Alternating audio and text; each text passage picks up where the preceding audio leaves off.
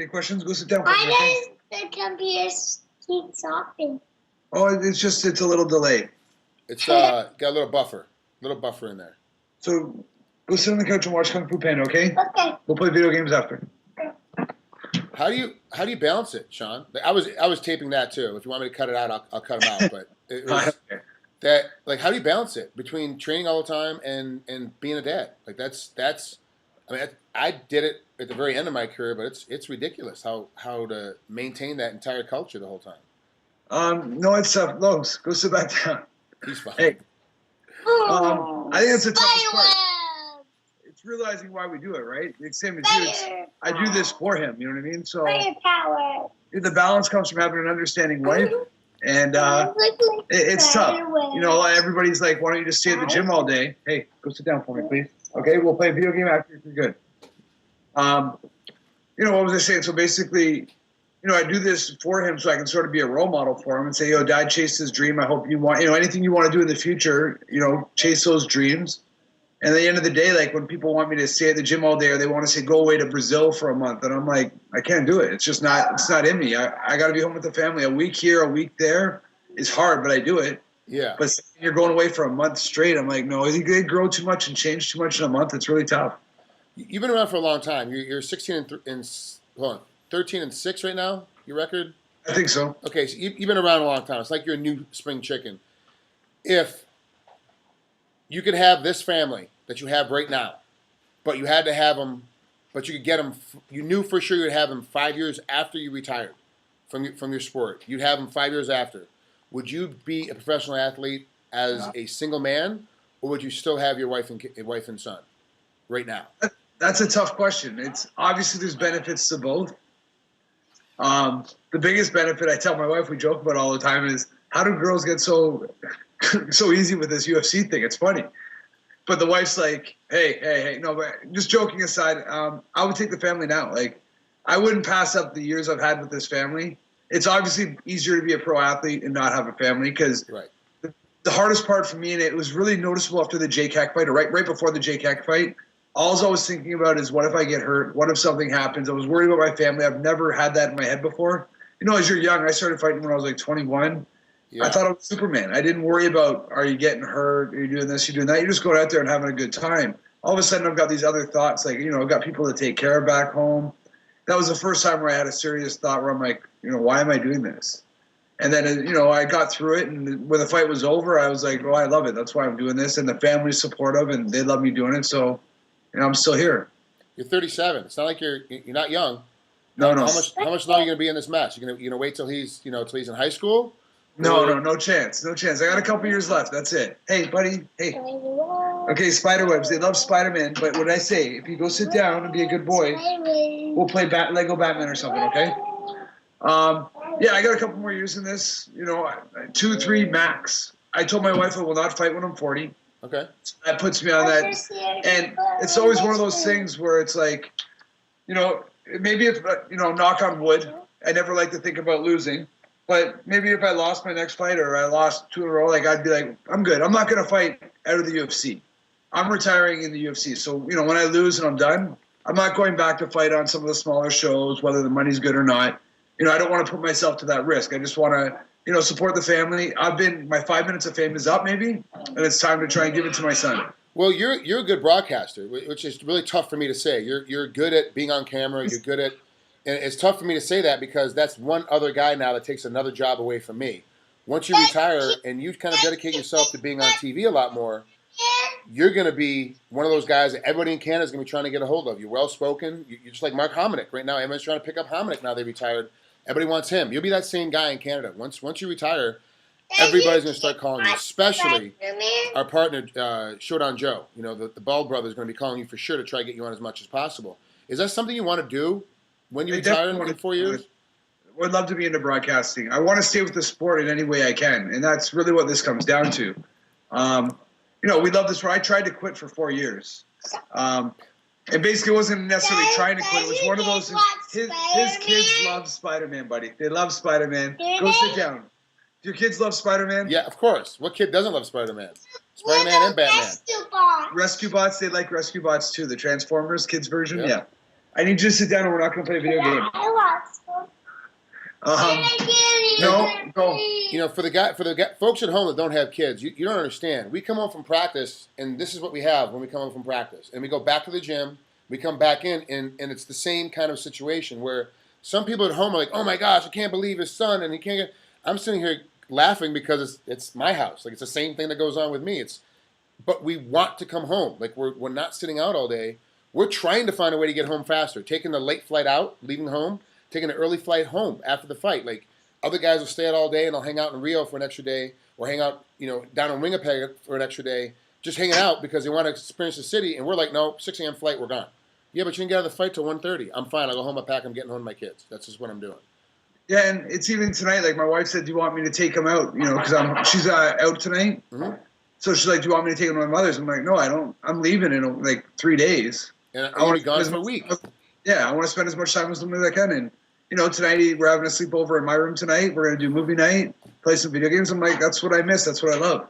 Well, let me get you done and off of here really quick and go spend some more time with him. Break down Kenny Robertson, your opponent that should be fighting at UFC 161 in Winnipeg. Break him down as you see him on tape. What do you think he's going to try to do to you when you come in and fight? The one thing I look at Kenny and you got to respect 12-2. I don't care who the opponents are. He's 1-2 in the UFC, but he's 12-2, so I respect that a lot. Wrestling base NCAA. I don't know if it's Division 1 or 2, but so he's got a wrestling base. Who's a bit of a grinder. I know he's not going to go away early. I always credit wrestlers to that. Anytime a wrestler gets hurt a little bit, you don't see them go away. They always want to grind it out. I think his striking is awkward, so he's not like a very proficient striker, but he's awkwardly effective because he throws from different angles, and he's got that nonstop, I want to strike into a clinch approach. Sometimes he clips guys with weird angle shots, and his submission game is more of a top game. From the ground, he does more of I want to stand up or I want to try and get a sweep, but he's not a huge submission guy from his back. So I see him trying to take me down off the fence or off the cage, coming in with 1-2 high kick, or he throws a lot of twos against lefties because I'm a lefty, so he might be trying something like that. What does he bring to you that's different than any other opponent you've seen in the last set of fights? Like, what's new about him versus anybody else? I just think that he's a little bit more of a grinder than the other guys. Like, my last opponent, Lance Benoist, was more of a striker / jiu-jitsu guy, as opposed to Kenny, who's more of a wrestler. Before that was Jake Heck, wrestler, striker.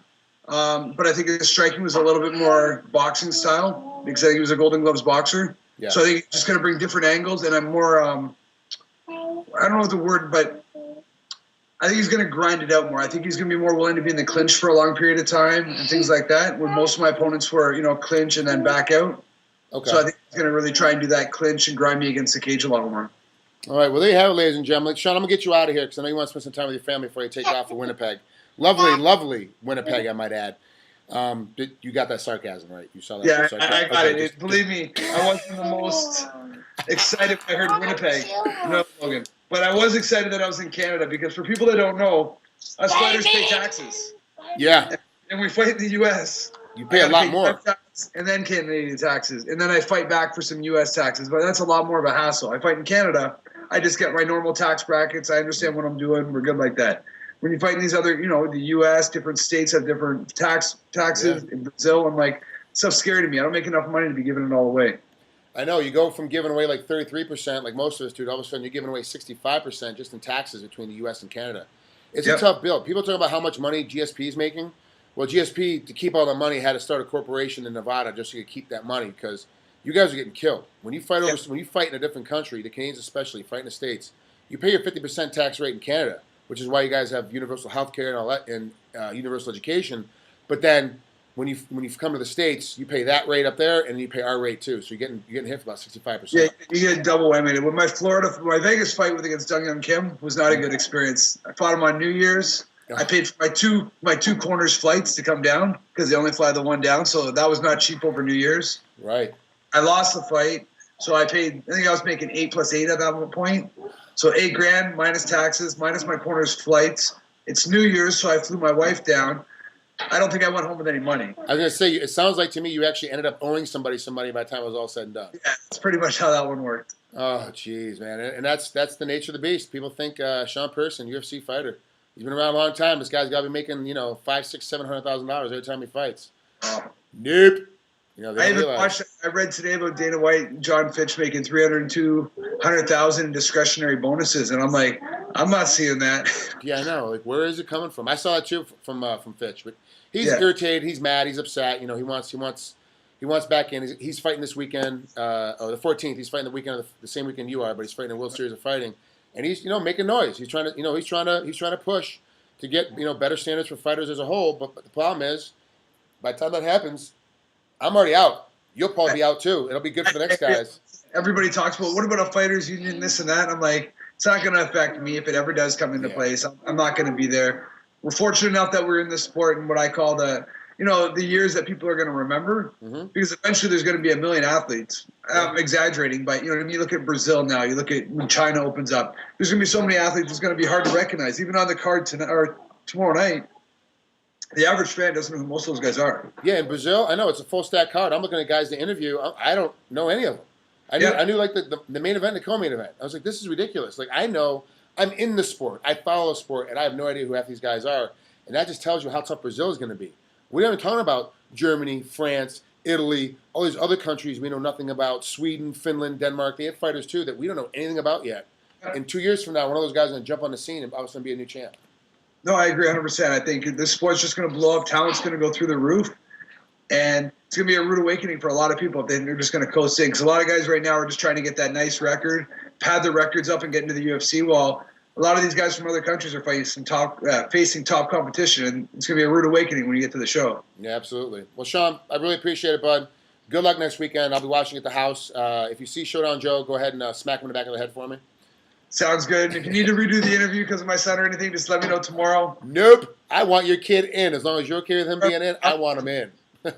He was the E-Trade baby like 3 years ago. You ever see the E-Trade commercials? Yeah, of course. He was one of the E-Trade babies. Really?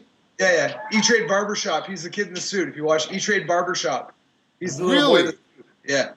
I had no idea. What was that? I had no idea. Yeah, he was during the, I don't know if the Super Bowl 2 years ago, 3 years ago, he was the Super Bowl commercial. Do you take all that money and put it into his college fund? Well, you don't need to. You're in Canada. There's no college fund really, right? So, yeah, no, we still have to pay for university. Wow. Oh, okay. I thought you get free education up until university. Our university is way cheaper though than you guys. Yeah, thanks for that. Appreciate it. With my student loan still outstanding. Thanks. I appreciate that. All right. Well, good job. All right. Bye, bud. We'll talk to you later. Later, bud. Okay, bye.